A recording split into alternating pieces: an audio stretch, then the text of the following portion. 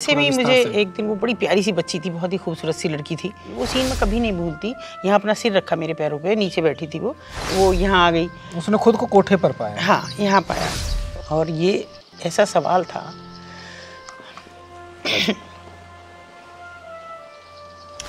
तकलीफ होती है क्योंकि आपने तो खुद बोल को बहुत मैं कभी नहीं भूली उस लड़की को। मुझे पर आपको लग गया था ये लड़की पहाड़ की रहने वाली? हाँ, वो तो लग रहा था। उस लड़की ने देखा कि वो घोड़े पे बैठा, दूल्हा बना हुआ घोड़े पे बैठा। वही था? वही लड़का। और वो रो रही थी, मुझे उसकी आवाज़ से लगा कि वो रो रही है। इस कदर मतलब जो कोरी चिट्टी और प्यारी सी बच्ची, और वो ऐसे लग रही थी। दोस्तों, जिंदगी कई बार इम्तिहान लेती है। जो कहानी है वह एक ऐसी लड़की की कहानी है जो कि उत्तराखंड की रहने वाली है। लड़की का नाम होता है पुष्पा। पुष्पा को वहाँ से एक ट्रक ड्राइवर लेकर आता है और लाकर उसको रेड लाइट एरिया में उसको बेच देता है। वह लड़की वहाँ की ज़िंदगी को स्वीकार नहीं करना चाहती, लेकिन वक्ती मजबूरियाँ होती हैं। उस ज़िंदगी को वह स्वीकार करती है, लेकिन उसकी ज़िंदगी में बदलाव आता है, जिसके बाद वह लड़की सोचती है कि उस नरक से वह निकल जाएगी और नरक से निकलकर कोठे की ज़िंदगी से आज़ाद होकर वह एक नई ज़िंदगी की नई पहचान के तौर पर शुरुआत करेगी। लेकिन दुर्भाग्य की बात है, ऐसा नहीं होता, क्योंकि उसका प्रेमी धोखेबाज निकलता है। लेकिन वह लड़की अपने प्रेमी से इंतकाम लेती है, और जो वह इंतकाम लेती है अपने प्रेमी के इस दुनिया से जाने का इंतज़ार करती है, और यही उसकी आखिरी ख्वाहिश होती है। इस पूरी कहानी पर विस्तार से चर्चा करने के लिए मेरे साथ बातचीत करने के लिए मौजूद हैं वरिष्ठ सामाजिक कार्यकर्ता अतुल शर्मा जी। अतुल जी, जिस तरह पुष्पा का जो मामला रहा जी, क्या था?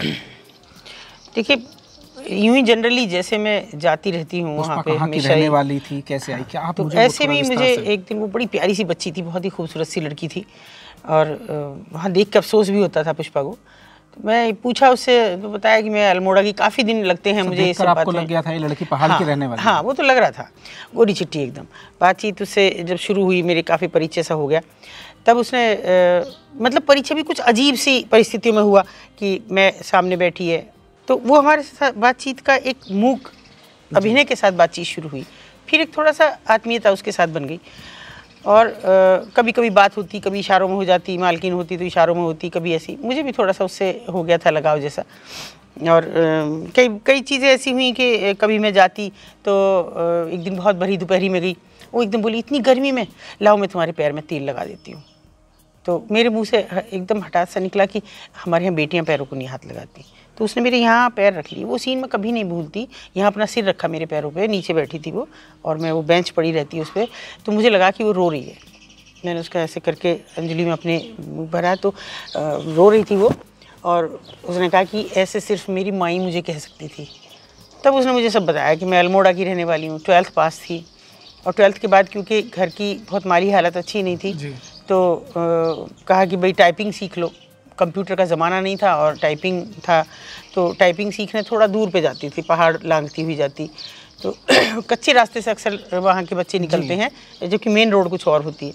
तो एक ट्रक वाला उसे रोज़ या रेकी कर रहा था, क्या कर रहा था, रोज़ देख रहा था। तो वो रोज़ उसके बराबर से निकलता और कहता, बेटा आ जाओ मैं छोड़ दूँ। उम्र दराज आदमी था, तो वो मना कर देती, नहीं मैं तो ऐसे चढ़ जाऊँगी, ऐसे रोज़ कहती। फिर एक दिन उसने कहा कि अरे बेटा आ जा, मैं छोड़ दूंगा, बहुत दूर पड़ता है, रोज़ देखता हूँ तुझे।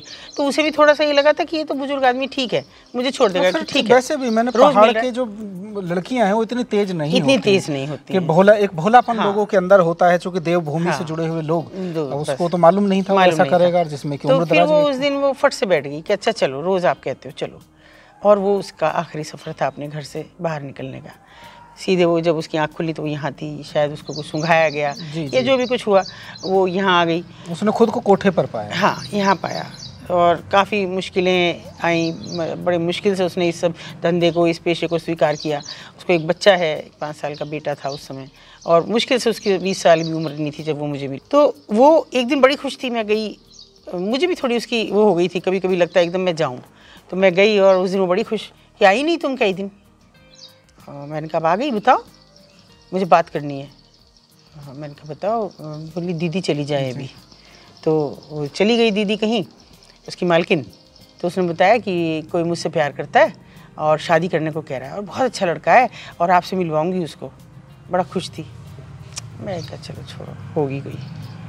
वो मुझसे कह के भूल गई, मैं भी भूल गई। उसको मैंने कुछ आगे जिक्र नहीं किया, कौन है क्या है मैंने भी नहीं पूछा। तो बाज़ार वज़ार भी जाती थी, कुछ लाना हो मेकअप का सामान या कुछ और। तो वो जा रही थी, एक दिन उसने देखा कि वो जिससे प्यार करती है, जो उससे रोज़ शादी के वायदे कर रहा है, हर रोज़ उससे मिल रहा है। कौन वो व्यक्ति, क्या काम करता था, क्या था? वो एक्चुअल में अगर मैं कहूँ था तो वो सोशल एक्टिविस्ट सो कॉल्ड, मतलब वो भी एक सामाजिक कार्यकर्ता था और दुकान थी उसकी, व्यापारी था वो, और ख़ुद को समाज सेवी भी कहता था।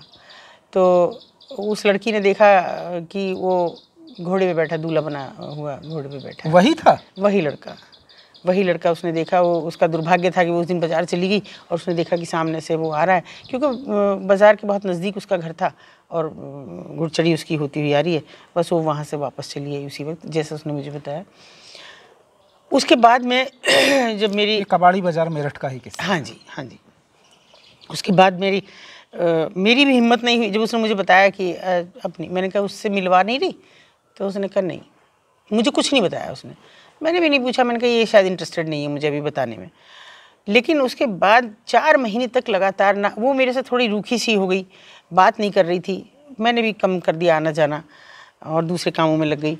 तो फिर एक दिन मुझे उसकी मालकिन का फ़ोन आता है कि बहुत जल्दी आ जाओ, और वो रो रही थी, मुझे उसकी आवाज़ से लगा कि वो रो रही है, आप बहुत जल्दी आ जाओ। उसने एक नर्सिंग होम का नाम लिया कि वहाँ पे आ जाओ।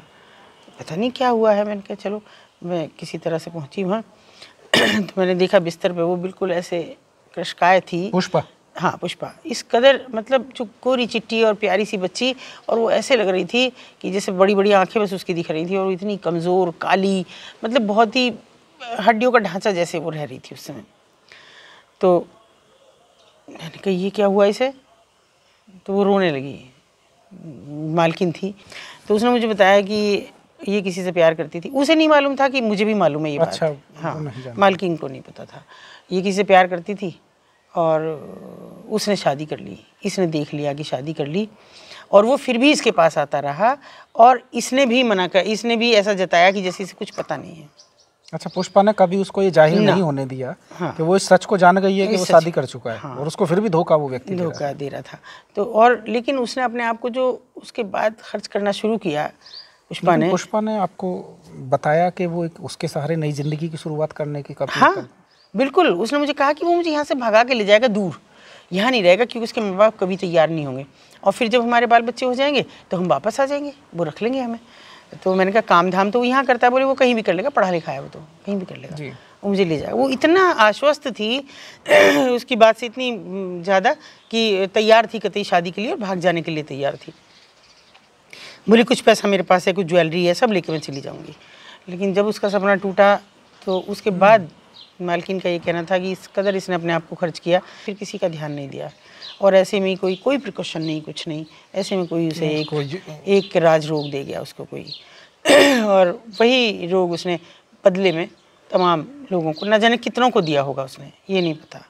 और अपने प्रेमी को, जिससे उसको रिवेंज ले रही थी, जिससे वो बदला ले रही थी, उसको भी दिया। वास्तव में इसे बदला लेने के लिए, ये बदला लेने के लिए कि अभी तूने मेरे साथ जो किया वो मैं तुझे किस तरह से देखूंगी। तो आज ये इसका बिल्कुल अंतिम, डॉक्टर ने कह दिया कि अब इसमें कुछ नहीं है, कभी भी इसकी सांस रुक सकती है। तो मैंने उसका अपने हाथ में लिया, उसके पास बैठ गई मैं सिरहाने, और मतलब मैंने उससे कहा कि बेटा तेरी कोई आखिरी इच्छा हो, कुछ कहना चाहती हो? तो उसने कहा नहीं अभी मत पूछो आखिरी इच्छा। तो और अब तो मैं इंतज़ार कर रही हूँ, थोड़ी देर में ही मैं चली जाऊँगी। क्या कैसे चली जाओगी? तो मैं दूसरी जगह लेके जाएंगे, अच्छा सा इलाज कराएंगे। बोल नहीं कुछ नहीं होना, वो भी यहीं भर्ती है, वो भी यहीं एडमिट है। और प्रेमी हाँ, उसने कहा कि वो बस मैं इंतज़ार कर रही हूँ कि उसके मरने की खबर आ जाए तो मैं अभी चली जाऊँगी उसके पीछे, क्योंकि मुझे भी सवाल पूछने हैं उससे कि तूने मुझसे इतना बड़ा धोखा क्यों किया। और ये ऐसा सवाल था